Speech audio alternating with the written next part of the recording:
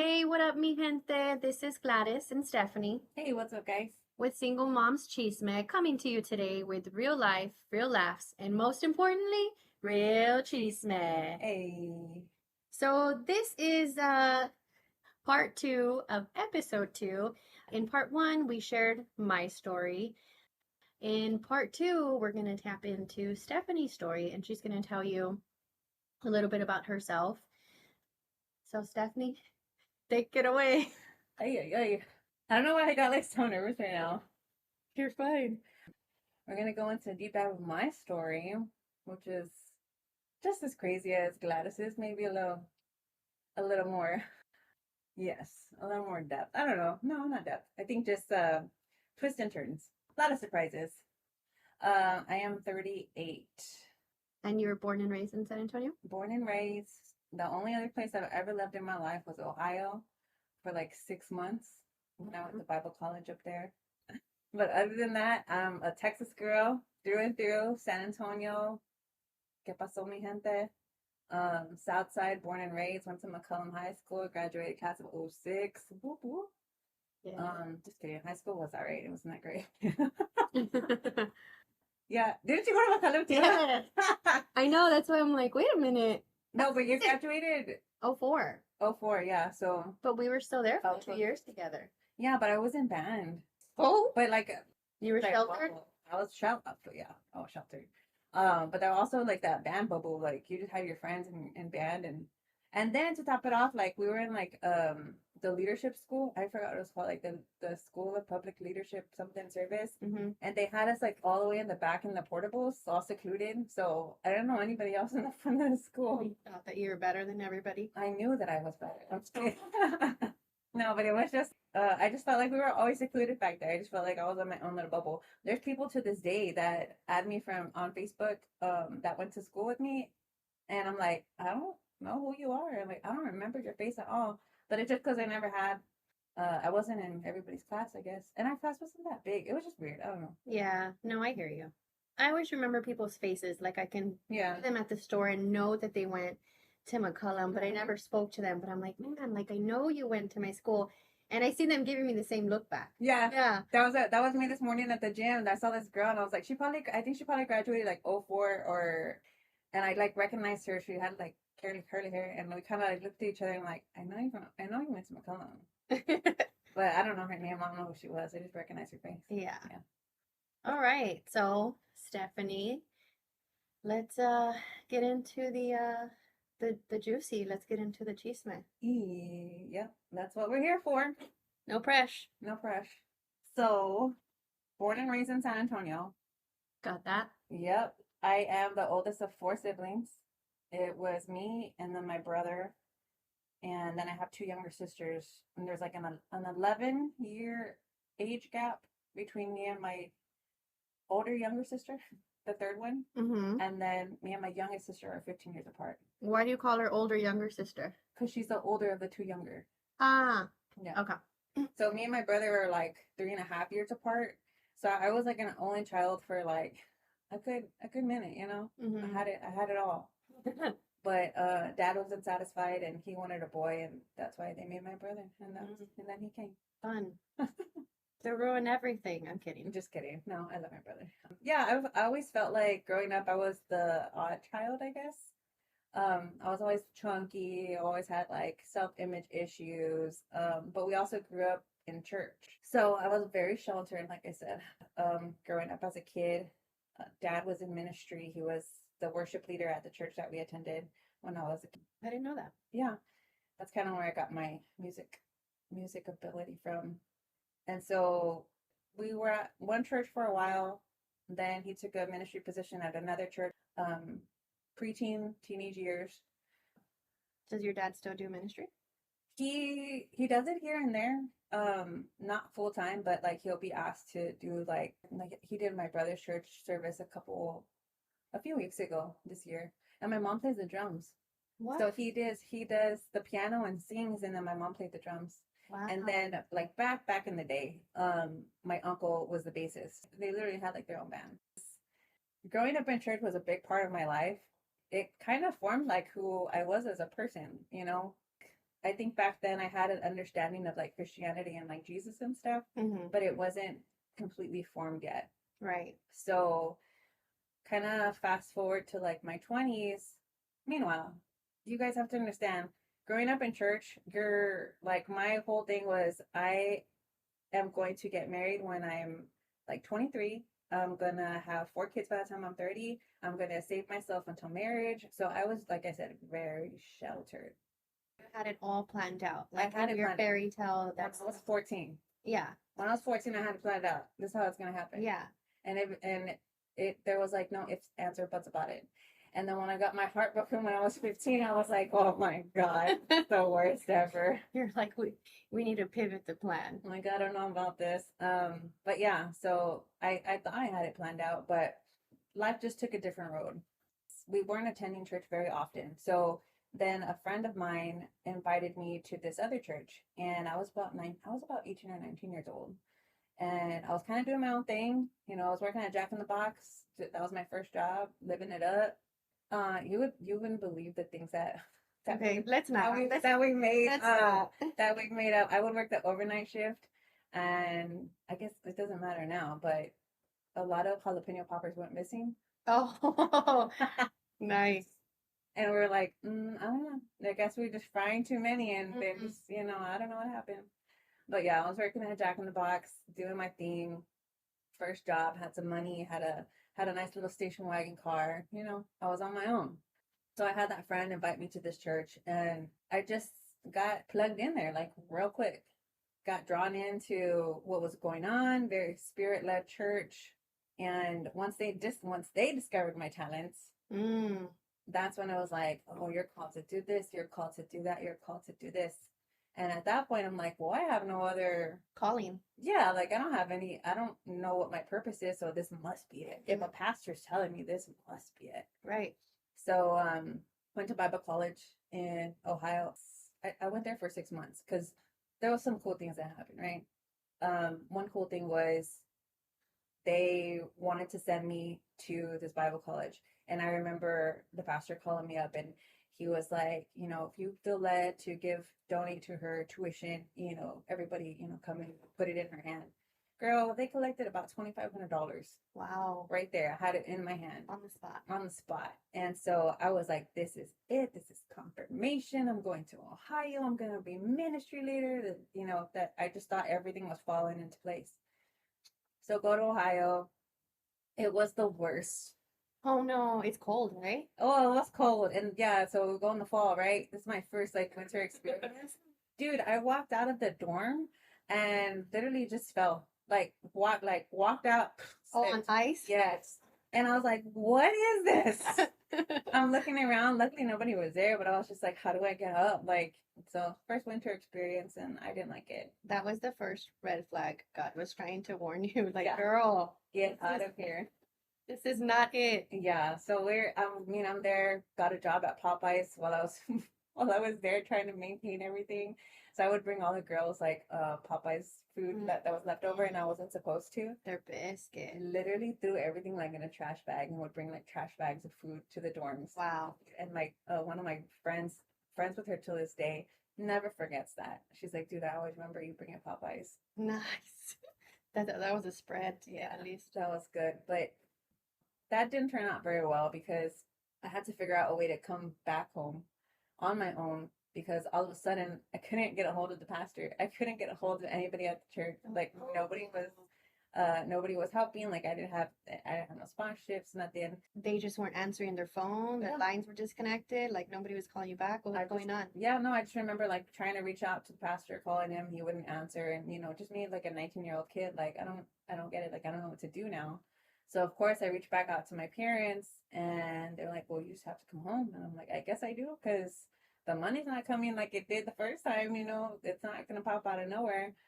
And so that was my first like real life experience, and I ended up having to drive from Ohio all the way back to San Antonio by myself.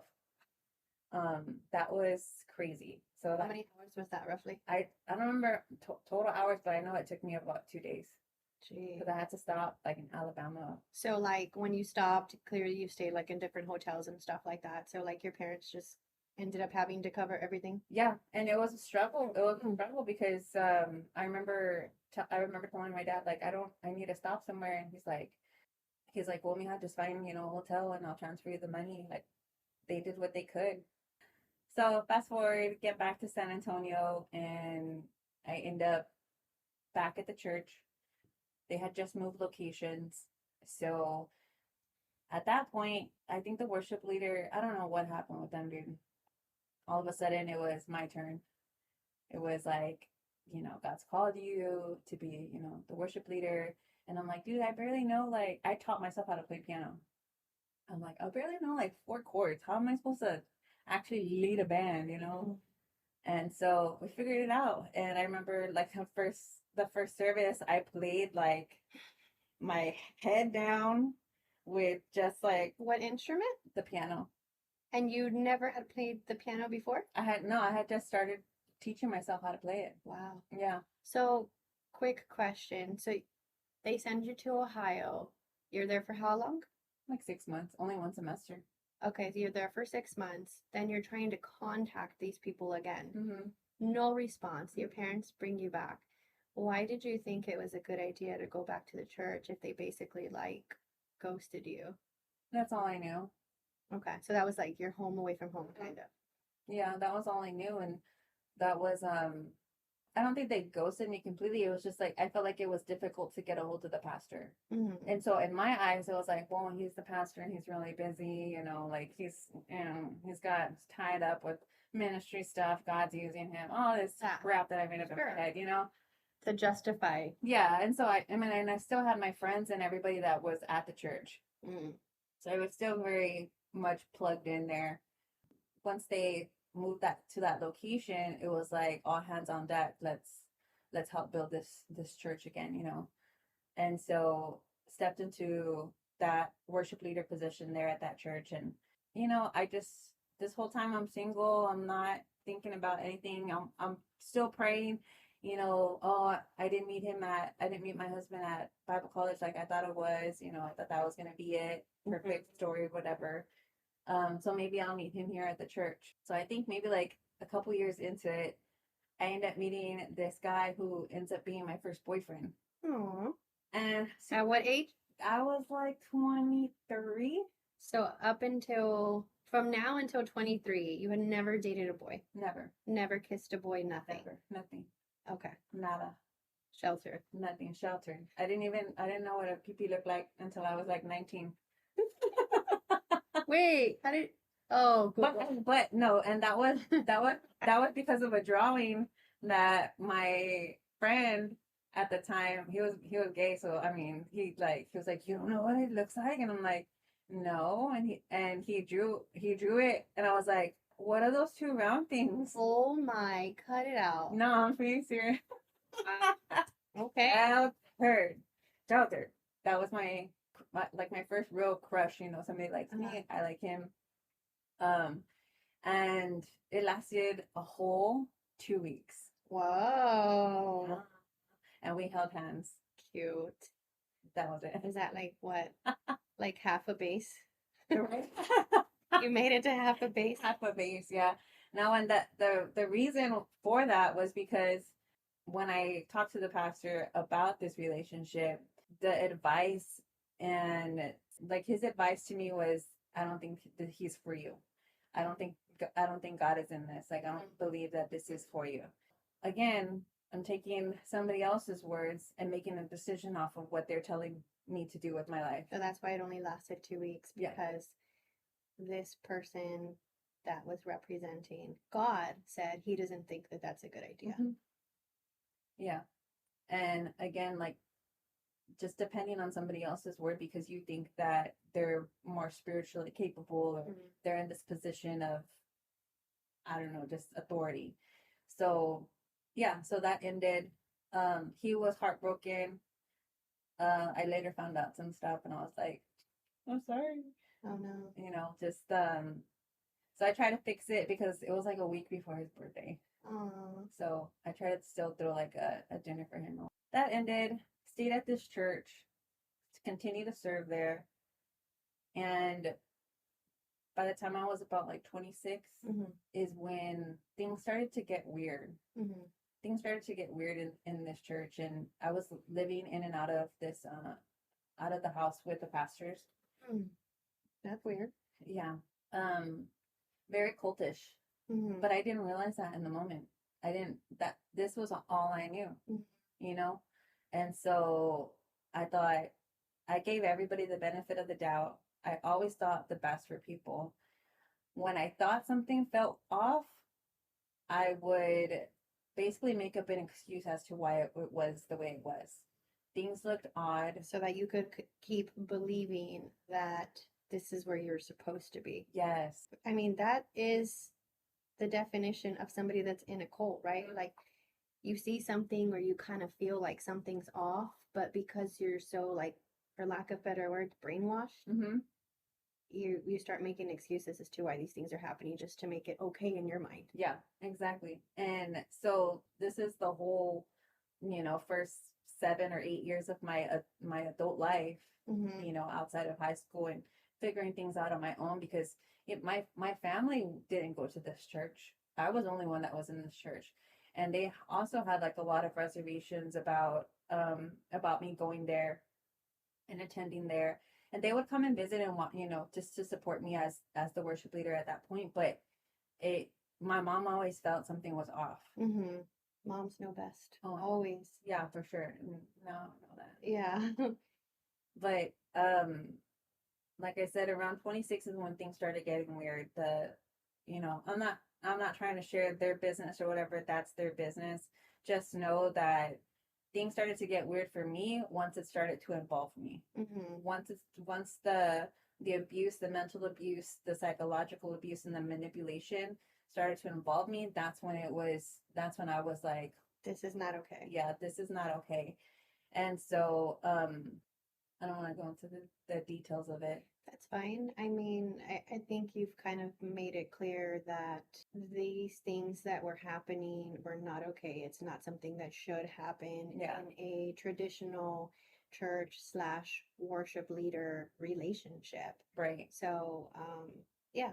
Yeah, just to kind of sum that portion up is once I went to who I thought needed to know about it and told them like, hey, this is what's going on, this, and this, laid it out, I was the one at the end of the day that was asked to leave or told to leave.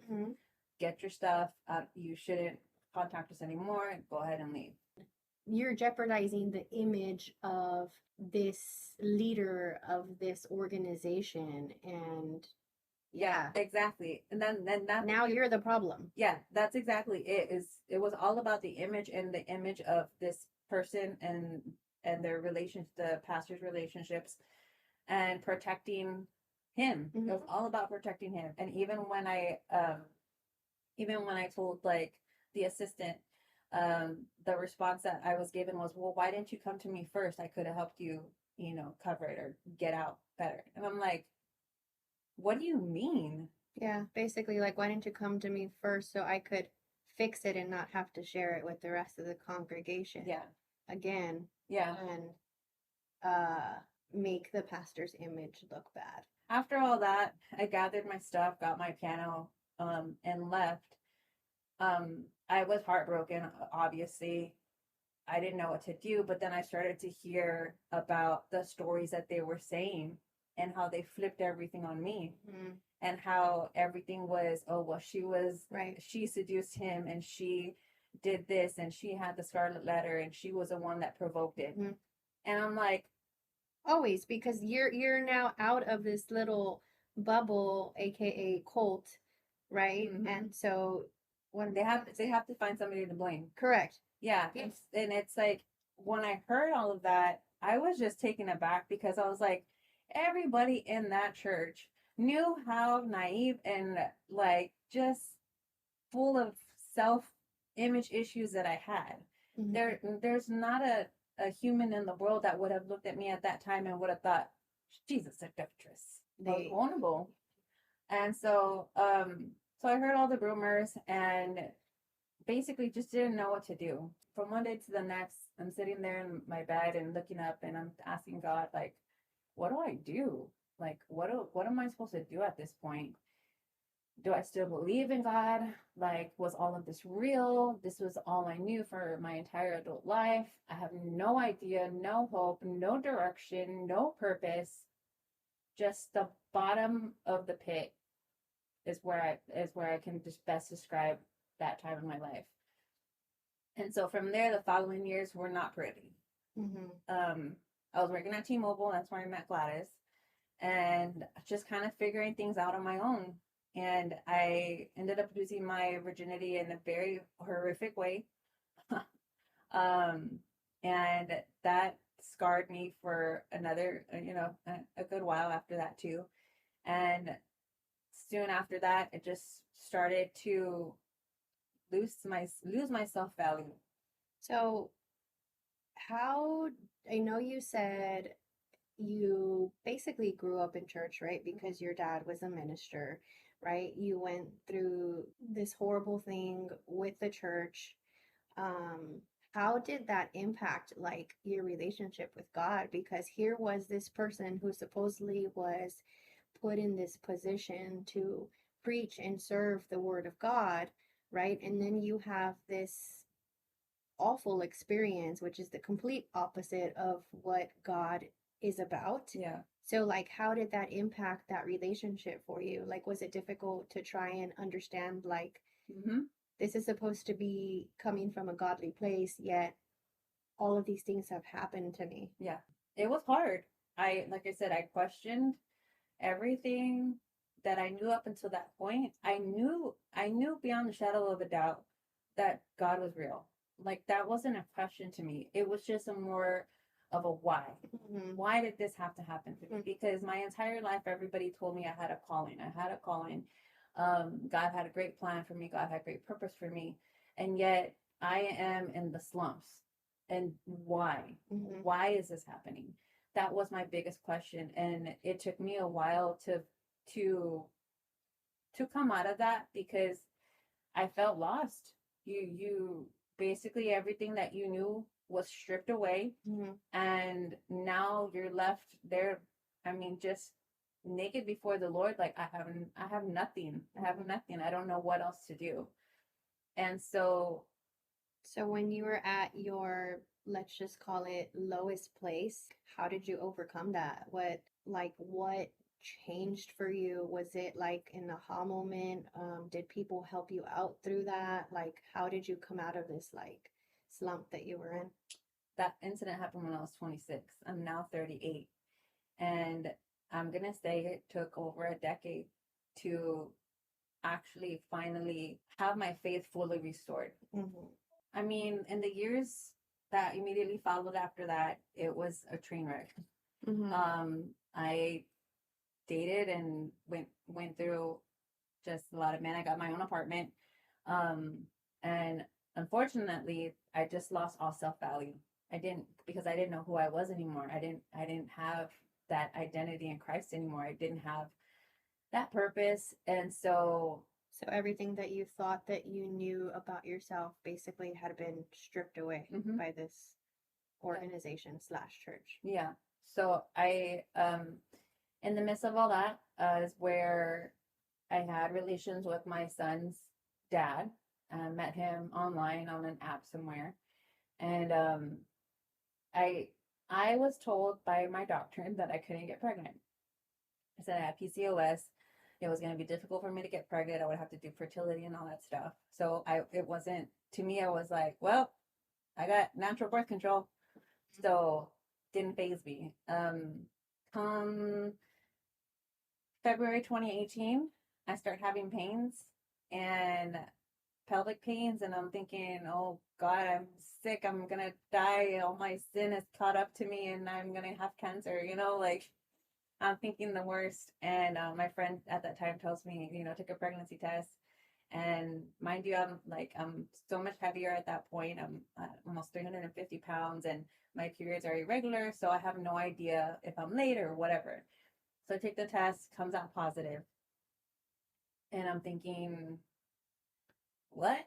I Yeah. thought this was impossible. You're dating this guy, you met him online, you didn't know you were pregnant. you find out that you're pregnant and that the baby's coming like in a month or a few weeks, right? Right, but I didn't know that at that point. But like at that time, like when you did know that the baby was coming, where you just knew that you were going to have like a child with this man, like what did you think at that point? Like, I'm having a kid with him.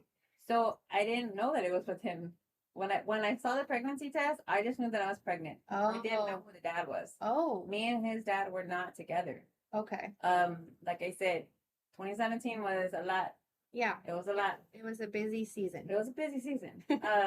So yeah, so I found out I was pregnant and kind of kind of tried to do the math. And I figured, okay, it's between him and him. And I was between both of them. Uh, I'm glad that it was him. You know, the other one I don't even know what happened. But anyways, um, so once we figured it out, once I figured it out, went to the doctor. They did my first sonogram a week after I found out I was pregnant. And the doctor says, "How far along did you say you were?" And I said, I don't know, maybe like 16 to 20 weeks is what I'm guesstimating. She said, "You have a full term baby, almost a full term baby inside." And I said, "What? Say again? Like, what do you mean?" And she's like, "Yeah." She's like, "This, you have a full term, almost full term baby. They're guesstimating 36 weeks at Wow. this point." And again, like I'm bigger at that time, so I wasn't really showing. I just thought I was fat, you know, always fat. So um yeah, I think he came a week after that sonogram. They had to send us to the hospital on an emergency because my blood pressure was high. The pregnancy was rough. The delivery was rough. Had to do emergency C-section because his heart rate was going down, my blood pressure was going up. So the dad was there. Um, he was good during, you know, the delivery and stuff. And we had decided to try to make it work. He wanted to be there for Matt, and so we were gonna try to make it work. So he was in the delivery room. It was my mom, and which I'm very grateful for that too. When he said that, Yeah. my story, I was like, dude, that was the same. So mom was there. Um, and he ended up being in the NICU for like 2 weeks, and we had a CPS case on us because they found THC in his system. And of course, like I said, didn't know I was pregnant, so we were doing all kinds of things. Not all kinds of things. I didn't get crazy, but you know, little weed, a little drink, Sure. you know. So I thank God that that Matt did come out normal.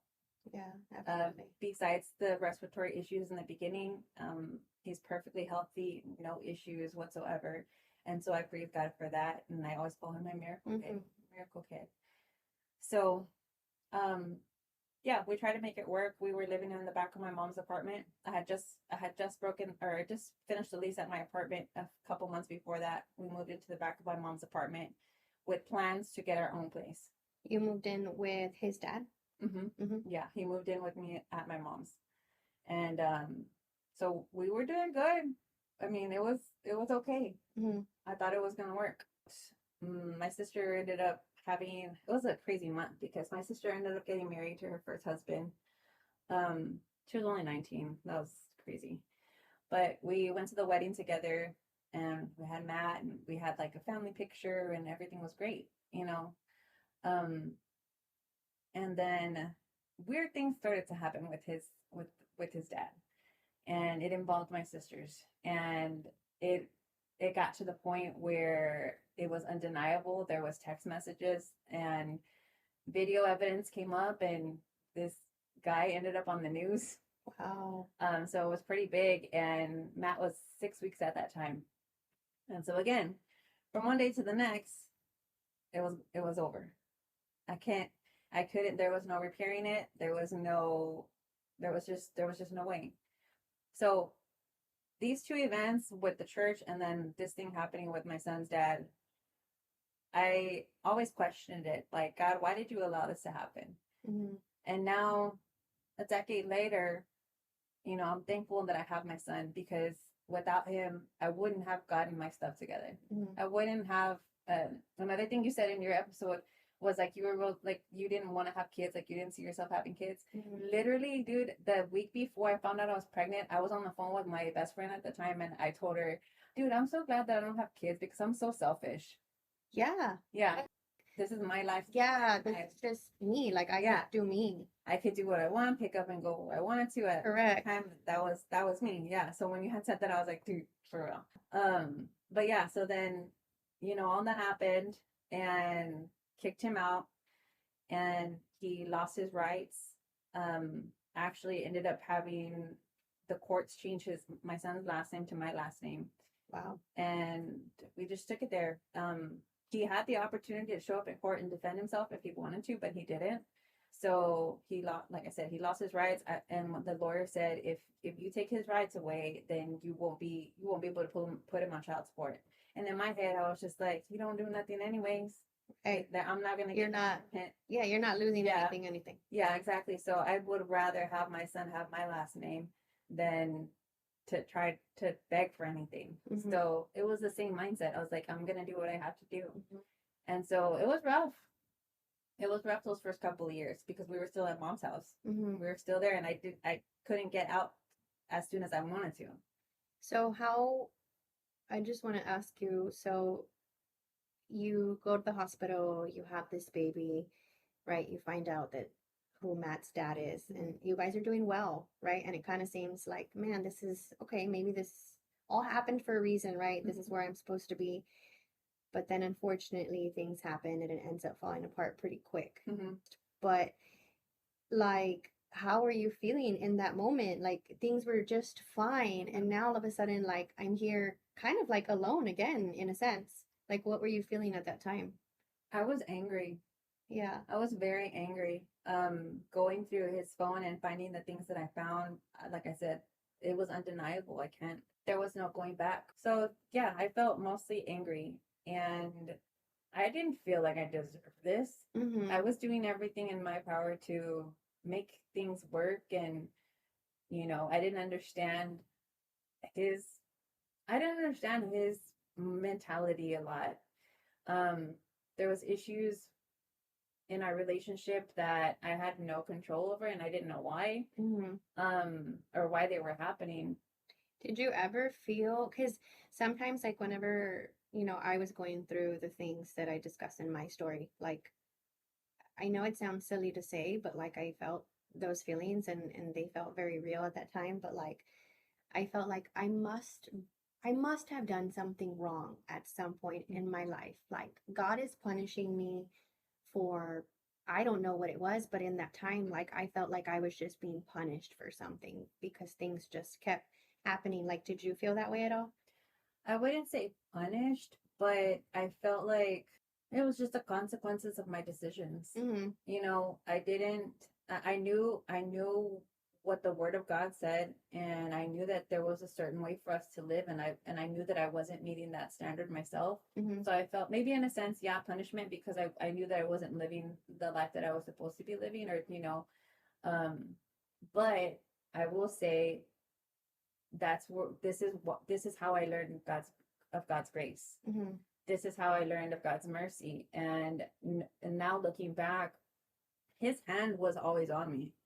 His hand was always protecting me, because there's things, that thoughts that have popped into my head, like if I ever got pregnant, what would I do? Like if I got pregnant with, there was a certain person that I had relations with, and I thought, dude, what if I got pregnant with him? Would I keep the baby?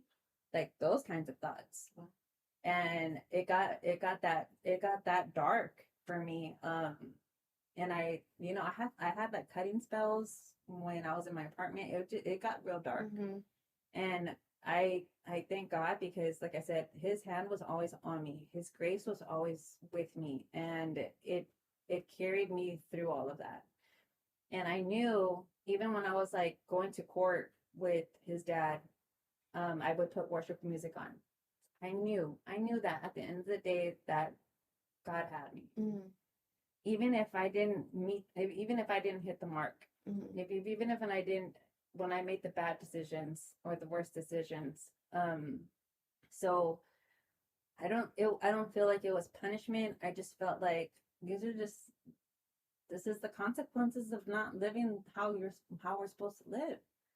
But I guess like fast forward through all of that, right? And coming to like these last maybe 10 to 12 months, um, or maybe even like 2 years, because I've been in this house for 2 years. Um, you helped me buy this house. I had started a brand new job that at the same time, like the same week that I closed in the house, I started the brand new job. And this job afforded me the opportunity to get weight loss surgery. So like I said, again, like I always struggled with my weight growing up. And that was always something that I wanted to overcome, that I always wanted to, I always wanted to be healthy and things like that. And so I was able to get the surgery. That kind of propelled me into this complete life transformation. And even in my last relationship that I had, that was like 5 years on and off too. That one was a long distance, and that was just me settling. Just taking basically what I thought was what it was. Just Did you think like, did you ever like at any point think this is like as good as it's going to get for me? Yeah. So let me try and hold on to that. Yeah. Because I just didn't believe anymore that that the fairy tale, and not that the That you deserved more than that. Yes. Because I feel like whenever we settle for things, then it's like, this is all I'm deserving of. Therefore, let me try and salvage whatever this relationship is. Yeah, exactly. And like I said, it was on and off, and just finally, I guess towards the end of that relationship, I broke up with him a few weeks after my birthday, in 2024, I think. And even after that, like we would still hook up here and there. Like he was a truck driver, so he would drive into town and we would meet up and stuff. And there was a point where I was just like, dude, I am done. This is not what I want. You're like, what am I doing? Yeah, these actions, this cycle that I'm in is not going to get me what I actually want. And if what I really want is this over here, then I need to completely break this cycle and get out of it. And that's hard. It is hard. It is hard because it seems like it's so easy when you hear the term like, you can't get to where you want to go if you keep doing the things you've always done. Right? And like those words are easy, they make sense. Yeah. But living it is different because you're like stuck in this cycle and you're trying to get out of it. Perpetual hell. Correct. Yeah. No, I mean it's what it is. Yeah. And I remember having that conversation. It's so weird because I remember certain conversations throughout these years where like I was standing, I know exactly where I was standing, and I was talking to my dad, and I said, I feel like I'm in this cycle and I can't break out. Like I can't get out of this, and I don't understand why. So it took a lot of it took a lot of work, a lot of self work, inner work to get out of that. And even after I made the decision, it would still come up, and I had to learn how to change my thought patterns and change, things within myself in order for the change to start to exhibit outwardly. And so once I got rid of him, then there was like a little situationship that happened, and I'm gonna fast forward through that real quick because I learned my lesson. Let's say that. I learned my lesson quickly. Instead of it taking 5 years this time, it only took 9 months. Yeah. Okay. Give credit where credit's due. Right? I mean, it's progress. Progress is progress. And so I would say, and this is like super recent. This is like 2 months ago. Because I started going to church again, maybe a year ago or so, and started going more consistently within like the last 5 or 6 months. But I was still trying to do my own thing. I would still, still drink, still smoke, things like that. And I was a big smoker. Weed, not tobacco. But just to clarify. But and I have no shame in that. I really don't. Because I know that God has brought me out of that. But it's also a recognition of the things that don't serve you anymore. Like you when I started to realize like these habits and these vices, they might These help, people. and these people, they might help satisfy a need for a moment, but the aftermath, it I'm getting nowhere. Yeah, and in reality, they're just satisfying like our fleshly desires. Mm-hmm. That's it. Yeah. And that's why they're temporary. And Yeah. the moment that that fades away, the way that we get stuck in this cycle is by wanting to feel those things again. And Yeah. just like rinse, wash, repeat. Right. No, yeah. Not in a healthy way. Yeah, definitely. And like I said, I have no shame in it no more. Therefore is no condemnation for those that are in Christ, right? So I thank God for breaking me out of that. But there was one particular moment, I would say, I think it was at the end of December of this last year, where my tonta butt just decided to unblock this one guy that I knew could take care of what I needed to be taken care of. Mm-hmm. You know what I'm saying? You know what I'm saying? We're keeping it real. Like I'm keeping it super real. And so I unblocked that number and did the deed, and then afterwards felt horrible. Absolutely horrible, to the point where I was curled up in a fetal position in my office crying. Just felt like my soul was crushed. And I felt like immediately I felt the Lord say, "How dare you? How dare you think that you can go back to the things that I've already brought you out of?" And in that moment, Gladys, dude, like I've sobbed for probably like 2 or 3 days straight. Wow. And it broke me. It broke my heart. It broke my heart because I knew that it broke the heart of God. And He's brought me through so much. And I know that you probably feel the same. But I feel like that's important for us as single moms, for anybody that's been through these tough situations, and even putting ourselves in those situations. We do it to ourselves sometimes. Yeah. We do. And for God to lovingly discipline and chastise and say, "How dare you? How dare you think that you could go back to the things that I brought you out of?" Whew. After that, I was done. Okay. After that, I was done. I went and I bought my ring. And I just rededicated everything that I am to the Lord. All my purpose, all my plans, just handed it over. This is it. I'm done. And I just got baptized yesterday at church. Yay! I got rebaptized, I say. Because I'm a whole new person. Yeah, you are. Completely different from who I was before. 10 years ago. Cleansed. Yeah, I mean, 10 years ago, I don't even know anybody. Like, I talked to maybe one or two people from back then. And even them, they're completely different people. So what like advice would you give?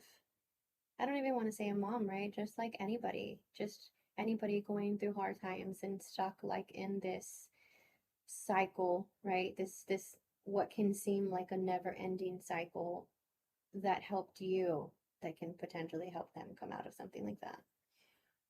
Yeah. First, I want to say this. I want to say that if you have ever experienced church hurt, I'm going to answer your question. But first, I want to say this to everybody that's listening is if you've ever experienced church hurt to any degree, that's not God. That's not like, don't hold that against God. Continue to keep your faith, figure it out. And, just pray that God leads you to a church that is preaching his word and that he's in.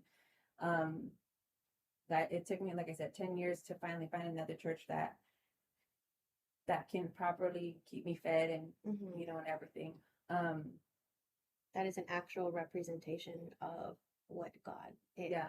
Yes, exactly. So that first and foremost, I had to get that out there because I think that there's a lot of Christians that have experienced that church hurt and they leave and they're bitter and they keep that bitterness and they hold on to that. And don't hold that against God. God didn't do that to you. Um, But as far as you said, like overcoming, advice. Mm-hmm. um, And just like how to get it, like how you said you remember like where you were standing, having that conversation with your dad, and just telling him like I'm stuck in this cycle and I don't know how to get out of it, right? So for, let's just say if somebody who doesn't have anybody to turn to mhm. that can maybe give them that solid advice, like what helped you? um, Like in a time, nutshell. yeah, in a nutshell, I mean, it took time. It took me doing the inner work. I did reach out to coaches and people who I saw where they were at that point where I wanted to be. So basically, like health coaches, for example. I had health coaches that assisted me for a few months to get to, they helped me to kind of like break down my thought patterns. Mm-hmm. That was one thing. And if you can find yourself a good therapist, Mm-hmm. take some therapy classes. That I went to counseling. I did therapy for a while. I sought help. And it shouldn't be something, it's not a lifelong thing. I don't think it should be, but um I don't think it's therapy's not a lifelong thing, but I think you should at some point, if you're going through this and you're experiencing this trauma, there has to be some type of counseling and seeking that assistance. Um, if you don't go to church, find a good church. Mm-hmm. Open your Bible. Sure. Yeah, open your Bible. Open your Bible, pray to God, seek a therapist. Yeah, God is never. He's never gonna leave you nor forsake you, even when you're in the depths of hell. Even when you try to go back to the things that He's already separated from you. There's a verse, I think in the Psalms, King David says it, and I'm gonna misquote it, but it says like, "I even if I make my bed in hell, you're there." Oh, Yeah, you're there to get me out of it. but yeah, that's my story. That's Stephanie's story. So thank you so much for tuning in to this very real. I mean, this is as real as it's gonna get. Tuning into this very real episode of Stephanie's story. And thank you, Stephanie, for being so vulnerable and allowing us to hear, your story and what you went through. Yeah, for sure. I hope that it encourages somebody. I'm for real because there's so many ins and outs, and I always wondered why, like, why me, God? We always ask ourselves that, why me? Um, but I really truly believe that we help each other overcome by our testimonies Mm. and our stories. Absolutely. And I have no problem sharing the ins and outs of my story. So, yeah. Guys, we're going to go ahead and wrap up this episode. And we want to thank you for joining us today. Thank you. And hopefully you got something out of it that can benefit you. So, this podcast is for all the mamas doing it all. So, help us reach one more and pass this chisme along. And if you like this episode, remember to please subscribe, follow, and like. Talk to you soon. We'll see you on the next one.